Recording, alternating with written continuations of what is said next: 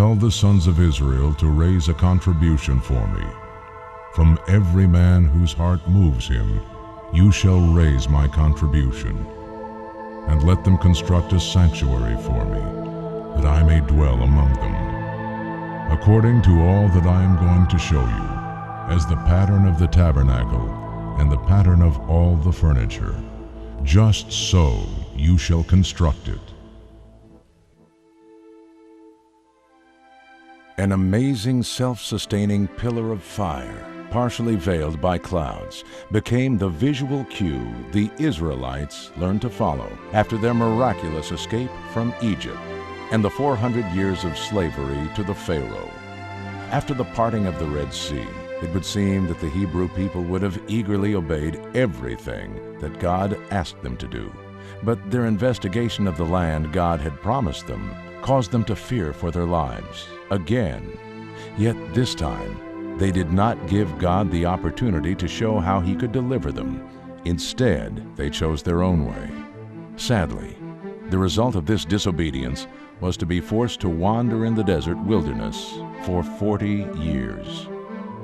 Yet, this nomadic lifestyle and the loss of the former promise did not mean that God had abandoned them. He had promised to dwell among them, so He commanded Moses to build a house of sorts.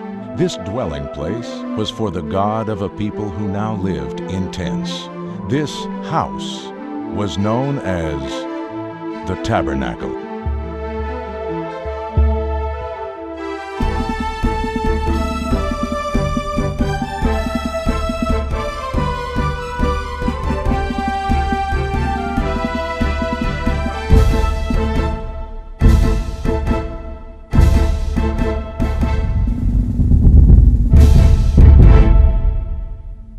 At night, the presence of God would appear as a pillar of fire to direct them and protect them. And by day, it would appear as a pillar of cloud.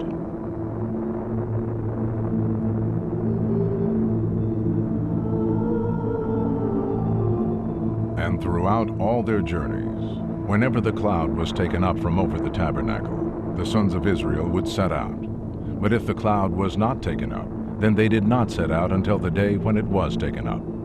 For throughout all their journeys, the cloud of the Lord was on the tabernacle by day, and there was fire in it by night, in the sight of all the house of Israel.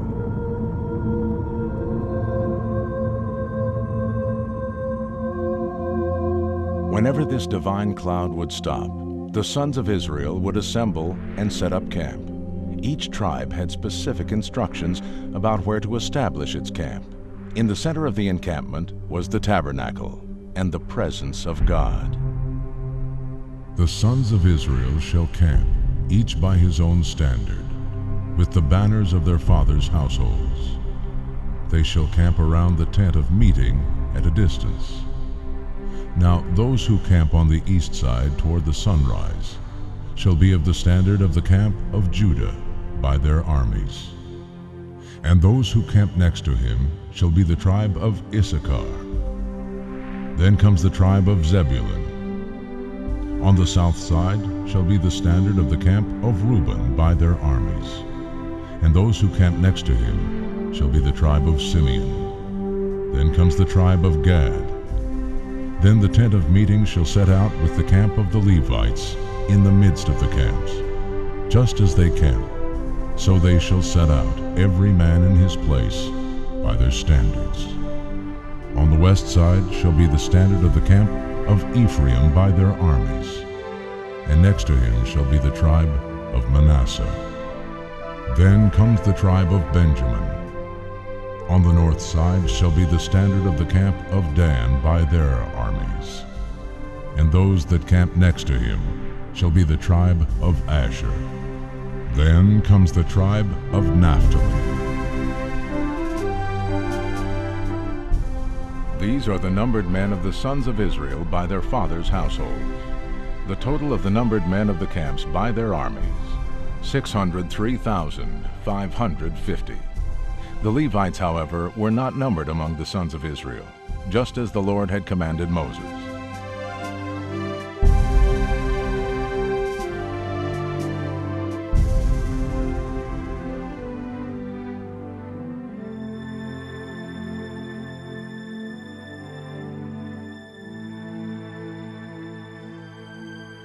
God is holy. Nothing unclean or anyone with sin can exist in the presence of God. So a separation was created to keep the sin of the people apart from the holiness of God. This outer curtain was the beginning of that separation. No one harboring sin could pass through it, and the sole purpose in going beyond its borders was to seek atonement or the forgiveness of sins. And he erected the court all around the tabernacle and the altar, and hung up the veil for the gateway of the court. Thus Moses finished the work. Then the cloud covered the tent of meeting, and the glory of the Lord filled the tabernacle. And Moses was not able to enter the tent of meeting because the cloud had settled on it. Man cannot survive in God's presence unless he is invited and is completely pure, and so even Moses, the man of God, had to wait until the cloud lifted before he could even enter the tabernacle.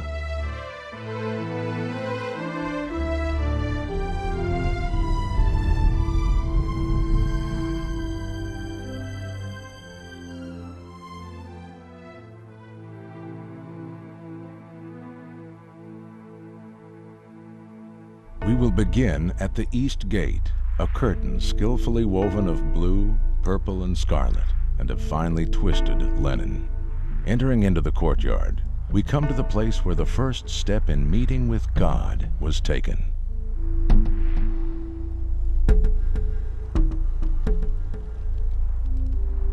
In the understanding of the seemingly cruel sacrifices comes the beauty of forgiveness and a position of right standing with God. Build an altar of acacia wood, 3 cubits high. It is to be square, 5 cubits long and 5 cubits wide. Make a horn at each of the 4 corners, so that the horns and the altar are of one piece, and overlay the altar with bronze. Make poles of acacia wood for the altar, and overlay them with bronze. The poles are to be inserted into the rings, so that they will be on the 2 sides of the altar when it is carried. God required daily sacrifices to be made, continually confirming the covenant between himself and the people. These sacrifices and offerings would be a pleasing aroma, an offering made to the Lord by fire.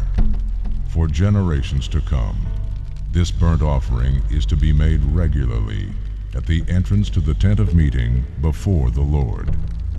There I will meet with you and speak to you. There also I will meet with the Israelites, and the place will be consecrated by my glory. Next, we see a large basin of water placed strategically between the brazen altar and the tent of meeting.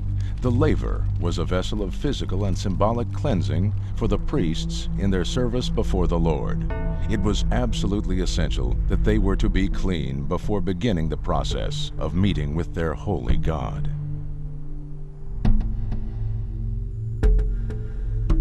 Make a bronze basin, with it a bronze stand for washing. Place it between the tent of meeting and the altar, and put water in it. Aaron and his sons are to wash their hands and feet with water from it. Whenever they enter the tent of meeting, they shall wash with water, so that they will not die. Also, when they approach the altar to minister by presenting an offering made to the Lord by fire, they shall wash their hands and feet, so that they will not die. This is to be a lasting ordinance for Aaron and his descendants for the generations to come.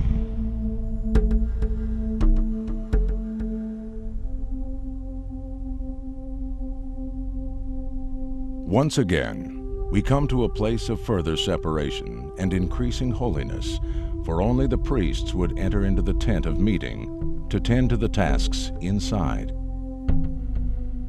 The curtain served to place emphasis on purity and consecration, which were prerequisites before proceeding into the first room of the tent of meeting. This visual reminder heightened the importance of God's holiness.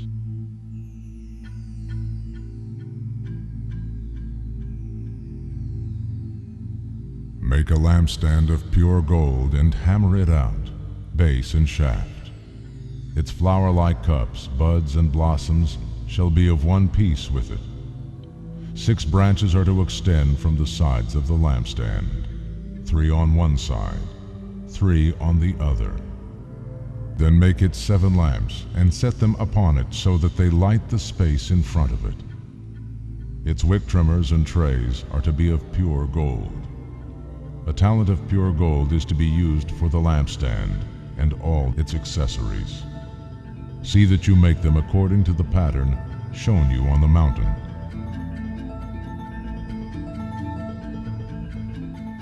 Closed off from the outside world, the single source of light for the holy place came from the 7 lamps atop the golden lampstand. The combined light of these oil lamps would reflect well off the walls, since they were covered completely with gold. The ambient glow of the lampstand would illumine across the room to the table of showbread. On this table were kept 12 loaves of fresh bread, 1 for each tribe, as a continual reminder of man's need for God's provision. This offering of bread was called the bread of presence, since it was kept before God's presence.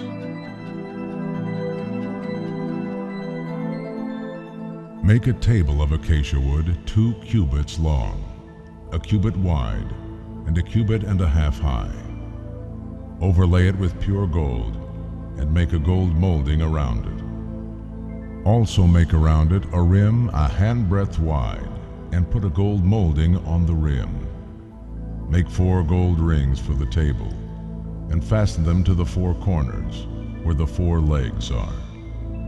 The rings are to be close to the rim to hold the poles used in carrying the table. Make the poles of acacia wood, overlay them with gold, and carry the table with them. And make its plates and dishes of pure gold, as well as its pitchers and bowls for the pouring out of offerings. Put the bread of presence on this table to be before me at all times.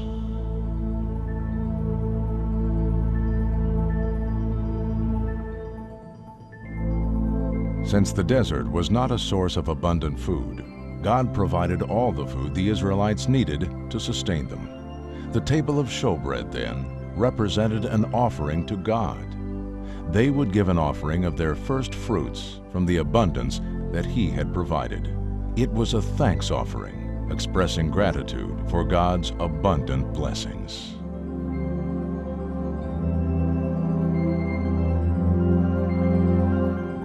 The altar of incense represented the need for the prayers of the people to be continuously directed upwards toward God, and that those same prayers would be received by God as a sweet aroma and be pleasing to His ear.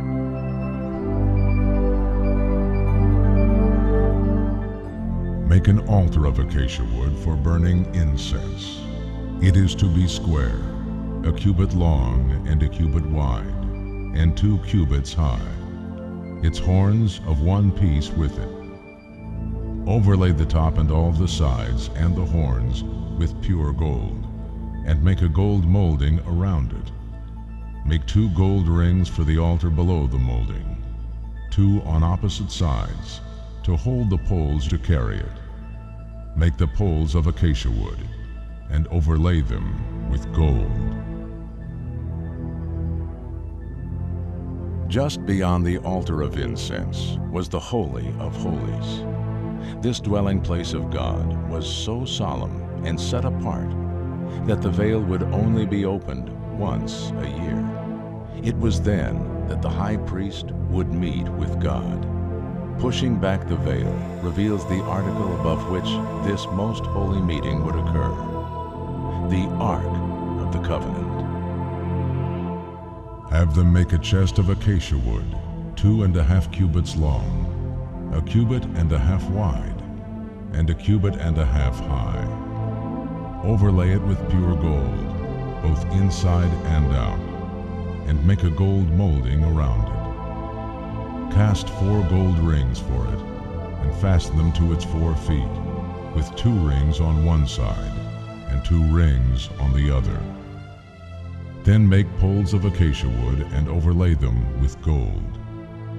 Insert the poles into the rings on the sides of the chest to carry it. Make an atonement cover of pure gold, 2.5 cubits long and 1.5 cubits wide. And make 2 cherubim out of hammered gold at the ends of the cover. Make 1 cherub on one end and the second cherub on the other.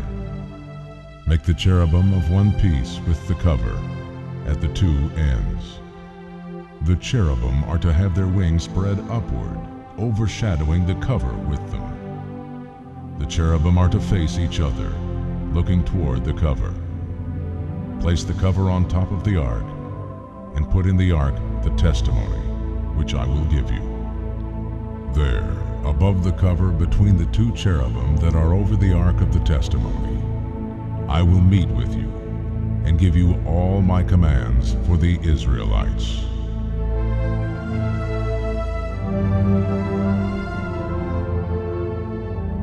Stored inside the ark were 3 very important reminders of the people's relationship with God. Each one reminded the Israelites of having learned a specific lesson from God. The value in keeping these 3 items was to build a remembrance of God's provision and direction for His children.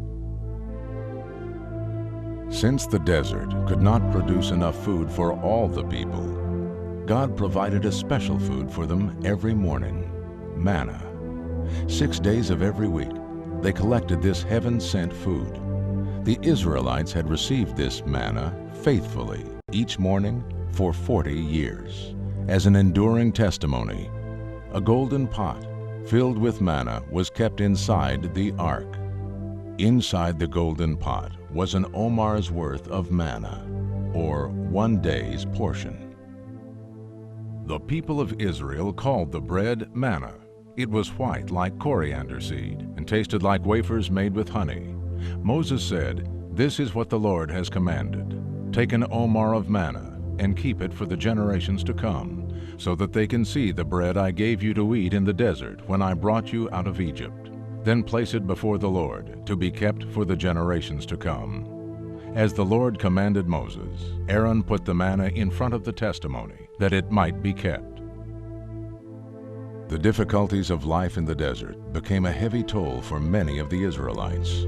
They even revolted against the leaders God had chosen for them. Yet, God proved to them that He had chosen their leader. The sign for this was Aaron's rod that had miraculously budded, flowered, and bore almonds all in one night. This was their reminder to not complain against the Lord's chosen. Speak to the Israelites and get 12 staffs from them, 1 from the leader of each of their ancestral tribes. Write the name of each man on his staff. On the staff of Levi write Aaron's name, for there must be 1 staff for the head of each ancestral tribe. Place them in the tent of meeting in front of the testimony, where I meet with you. The staff belonging to the man I choose will sprout, and I will rid myself of this constant grumbling against you by the Israelites.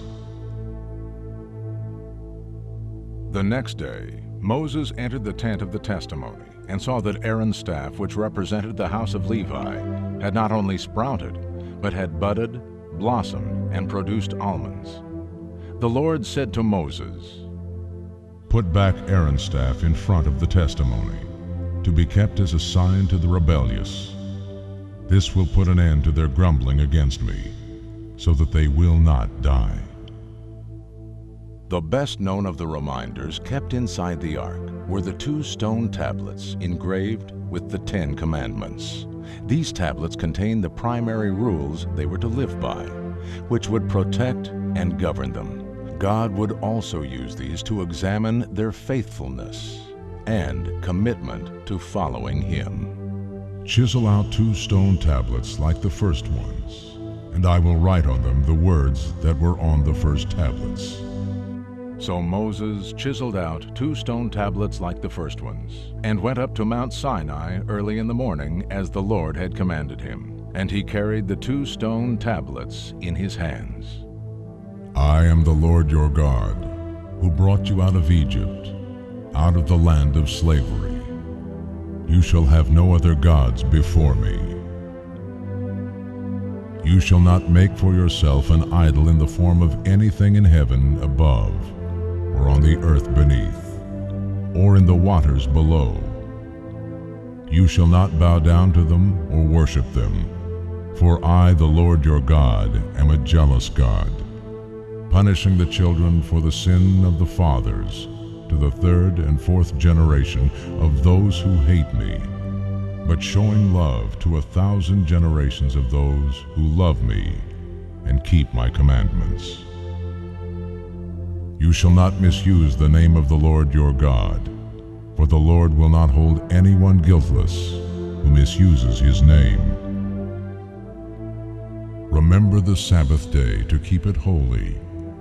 6 days you shall labor and do all your work, but the 7th day is a Sabbath to the Lord your God. On it you shall not do any work, neither you, nor your son or daughter, nor your manservant or maidservant, nor your animals, nor the alien within your gates. For in 6 days the Lord made the heavens and the earth, the sea, and all that is in them, but he rested on the 7th day. Therefore the Lord blessed the Sabbath day and made it holy. Honor your father and your mother, so that you may live long in the land the Lord your God is giving you. You shall not commit murder. You shall not commit adultery.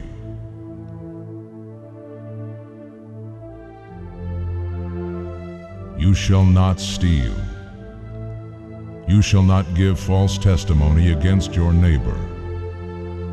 You shall not covet your neighbor's house. You shall not covet your neighbor's wife, or his manservant or maidservant, his ox or his donkey, or anything else that belongs to your neighbor.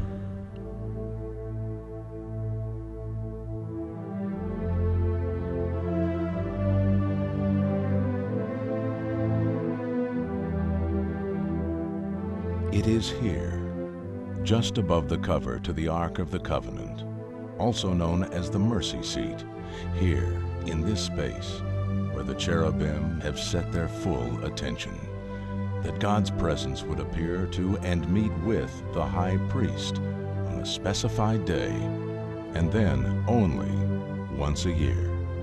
The Holy of Holies had no lampstand, no artificial light was permitted. Here in this place, where the immortal God would meet with mortal man, the only light came from the powerful purity found in the presence of God.